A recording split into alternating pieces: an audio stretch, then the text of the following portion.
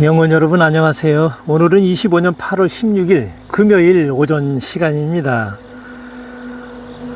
요즘 전국에 많은 비가 내렸죠. 어떤 곳은 피해도 있었지만 사실 이 비는 농민들에게 큰 선물을 남기고 갔습니다. 바로 흙을 청소하고 양분을 채워놓고 미생물이 살아날 기회를 주었다는 것입니다. 지금 피해를 본 그 농민들은 저는 분명히 이렇게 말씀드렸습니다. 희생자라고요. 우리 모두의 희생자. 우리 모두 환경에 대한 반성을 좀 깊이 해보는 그러한 시간이 되었으면 좋겠습니다. 이렇듯 자연은 우리 농지를 청소하고 다시 살려줍니다. 그런데 지금 이 시간에 전국의 농민은 무엇을 하고 있을까요?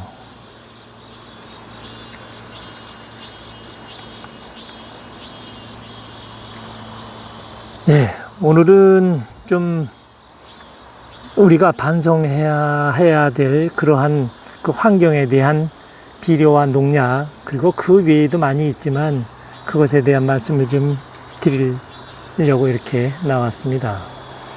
화면에 보이시는 것은 맨 앞에 부추가 있고요. 그리고 덕에는 오이가 지금 씨앗 파종한 오이가 싱싱하게 이렇게 지금 아직도 수확을 굉장히 많이 하고 있어요. 그리고 벼가 지금 자라고 있고 그 가운데는 들깨가 지금 자라고 있죠. 6월 23일 날 파종을 했죠. 씨앗 파종을. 그리고 7월 24일 날 정식을 했습니다.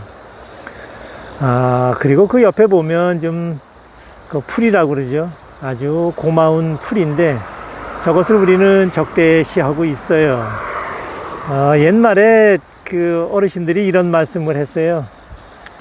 8월달, 9월달에는 자고 일어나면 풀이 한 자씩 올라와, 이런 말씀들을 하셨죠. 지금 아마 연구원 여러분들이 그거를 체험하실 거예요. 막바지 작업을 지금 해주고 있는 자연의 응원이라는 것으로다가 받아들이면 좋을 것 같아요. 뭔 소리냐고요? 지금 풀이 부지런히 자라서 씨앗을 맺지 않으면 내년도에 유기물 함량을 못 맞추기 때문에 이렇게 열심히 쑥쑥 자라고 있는 것이죠. 그것에 대한 이 자연의 환경 동안 아주 맞추어서 있기 때문에 늘 이렇게 잘 자라는데, 농작물도 그만큼 잘 자라니까 그걸 견주어서 잘 공부를 하시면 아마 자연의 공부가 한 걸음 더 깊이 들어가지 않을까 이렇게 생각해 봅니다. 본론을 얘기해야죠. 비가 내리면 우리는 흔히 피해부터 떠올려요. 하지만 자연은 또 다른 일을 시작하는 것입니다. 비는 오염된 먼지와 독성 물질을 깨끗이 씻어내고 토양 위에 쌓여있던 찌꺼기를 정리하죠. 이것이 바로 자연의 청소입니다. 흙이 다시 한번 숨 쉴 기회를 얻게 되는 것이죠. 그리고 또한 비는 양분을 함께 실어오고 있죠. 청소만이 아니라는 것이에요.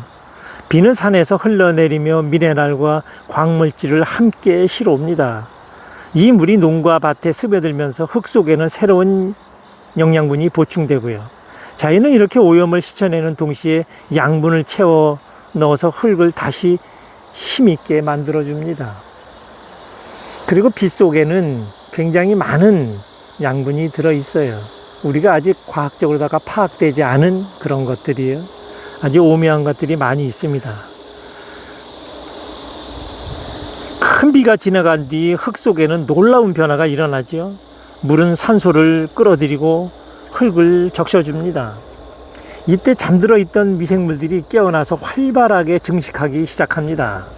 미생물이 늘어나면 흙은 스스로 병을 막아내고 작물에게 필요한 양분을 만들어줍니다. 결국 미생물이 살아있는 흙이야말로 진짜 비료이자 천연 방제제가 되는 것입니다.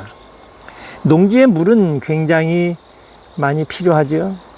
오늘 여기서 여러분들한테 의문과 함께 이것을 한번 풀고 가야 돼요. 서두에 내가 풀이라는 말씀을 드렸는데 여러분 농지에 이렇게 폭우가 지나갔고 이제는 태양의 열로다가 이제는 다시 열 처리를 지금 시작하기 시작했어요. 그런데 여러분, 농지에 있는 풀은 건재하게 잘 자라는데 병 없이 농작물은 병으로 하고 있다.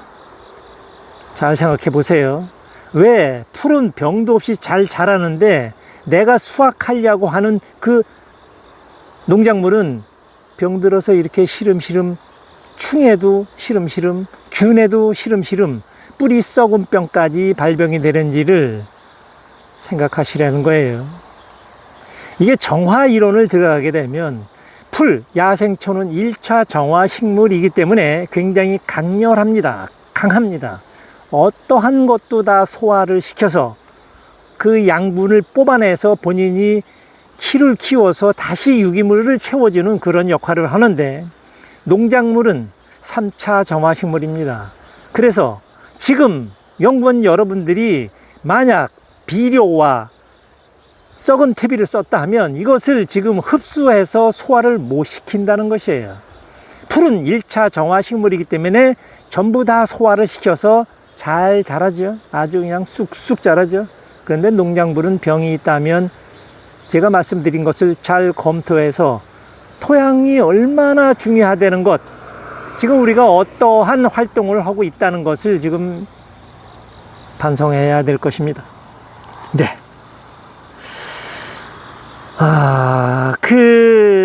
지금 이제 말씀드린 것에 비해서 지금 다시 이 말이 꼬이네요. 예, 하지만 문제는 우리가 이 선물을 모르고 있다는 것이에요. 비가 오는 것이요. 예, 이걸 나중에 말씀드렸어야 되는데 먼저 말씀드리니까 이해를 부탁드립니다. 비가 멈추자마자 비료를 뿌리고 농약을 치고 발효되지 않은 썩은 퇴비를 밭에다가 놓습니다. 조금 전에도 이곳에 공동방제 드론과 기계가 와서 굉음을 내고 지나갔습니다. 결국 자연이 이렇게 되면 힘들게 청소를 해준 흙을 다시 오염으로 뒤덮어버리는 것이죠. 지금 이 행동을 누가 하고 있나요? 자연과 지금 싸우자는 건가요? 그렇게 되면 흙이 더 힘들어지고 작물은 병약해져서 더 많은 농약과 비료를 요구하게 되는 것입니다. 여기서 해방돼야 되겠죠. 자, 그렇다면 우리는 어떻게 해야 할까요? 첫 번째, 정화된 농지를 다시 더럽히지 말아야 합니다. 썩은 퇴비 대신 고온 발효된 그러한 유기물을 활용하시면 돼요. 즉 미생물이 살아갈 수 있는 자재를 써야 한다는 것입니다. 둘째, 자연이 준 양분을 존중해야 합니다. 비가 이미 영양분을 채워줬으니까 많은 비료가 아니라 녹비작물이나 풀을 활용해서 흙이 스스로 살아나도록 도와줘야 된다는 것이죠. 네, 1차 정화식물을 기억하십시오. 셋째, 미생물의 집을 틔워줘야 합니다. 이게 유기물이죠. 큰 비 뒤에 흙을 가볍게 갈아엎어 숨을 불어넣으면 미생물이 폭발적으로다가 증식을 합니다. 예, 유기물이 풍부하다 그러면 이 활동은 안 해도 되지만 유기물이 부족한 흙이라 그러면 이런 활동을 하게 되면 흙이 산소가 들어가서 굉장히 미생물 활동에 도움을 주니까 참고하세요. 그들이 흙을 지켜주는 작물을 키워준다는 것이죠. 미생물이요.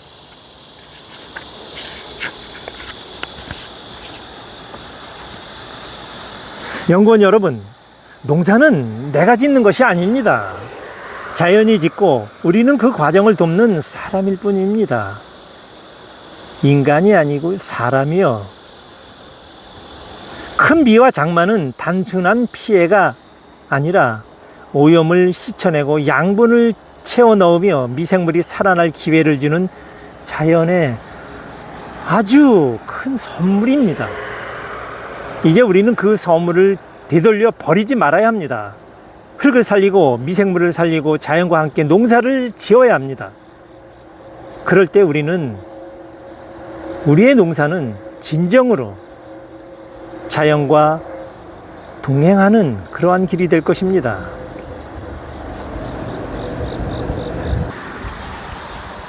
연구원 여러분, 농민은 누구와 함께 살아가고 있습니까? 바로 자연입니다. 농민이 흙을 갈아엎고 씨앗을 뿌리지만 작물을 키워내는 힘은 햇빛과 바람, 비와 흙, 그리고 눈에 보이지 않는 미생물들입니다. 즉 농민은 자연과 함께 농사를 짓는 동반자입니다. 내가 혼자서 농사를 짓는 것이 아니라 자연이 길러주는 것을 옆에서 돕는 것이죠. 그런데 자연은 때때로 큰 비와 장마로 농민에게 고통을 줍니다. 논밭이 잠기고 작물이 쓰러지고 집과 시설이 무너집니다. 왜 이런 일이 일어날까요? 자연은 스스로를 정화하려는 힘을 가지고 있습니다.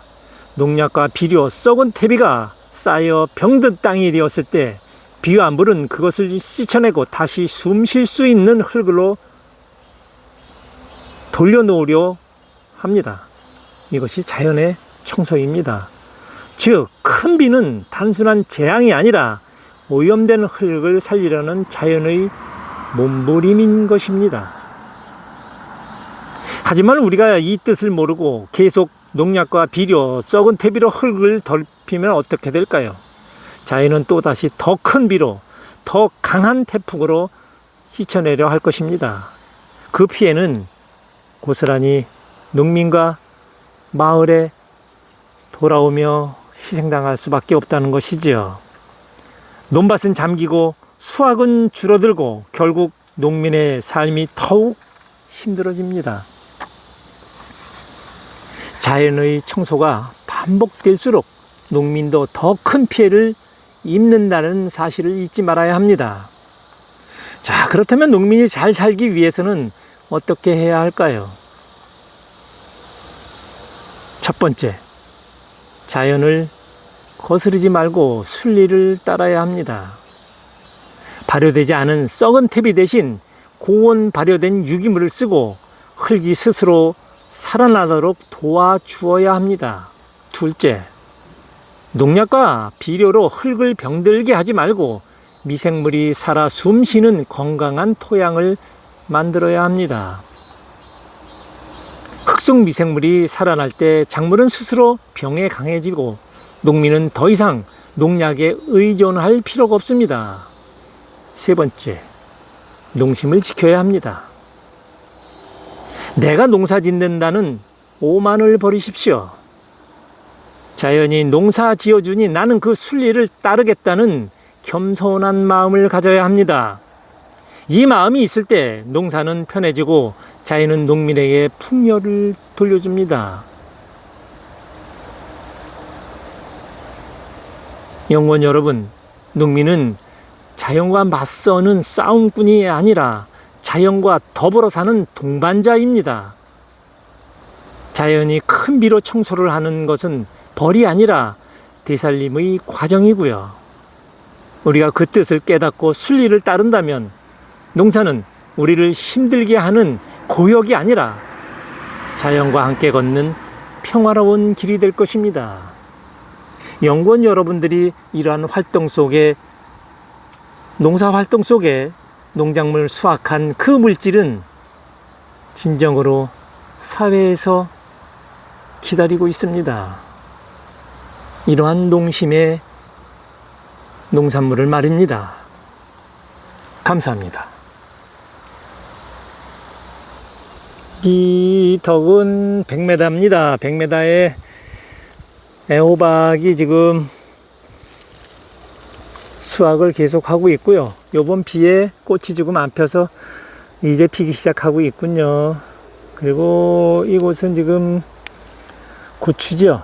네, 고추를 수확하고 나오는데 또 이제 곧 수확을 며칠 있다 또 해야 될 것 같습니다. 이중망을 한 거를 먼저 보셨죠?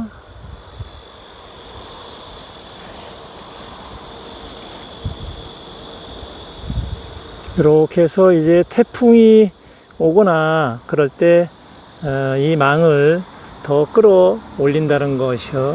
이 망을 끌어올려서 쭉 올라가게 해요. 이렇게 네. 그리고 지금 조선대파죠. 조선대파를 심어서 지금 자라고 있고요. 옆에는 오이가 덕으로 올라가서 있습니다. 오이를 굉장히 많이 땄는데 요번 비에 조금 멈칫했군요. 예, 수확을 오늘 새벽에 다 한 자리라 아주 쾌행합니다.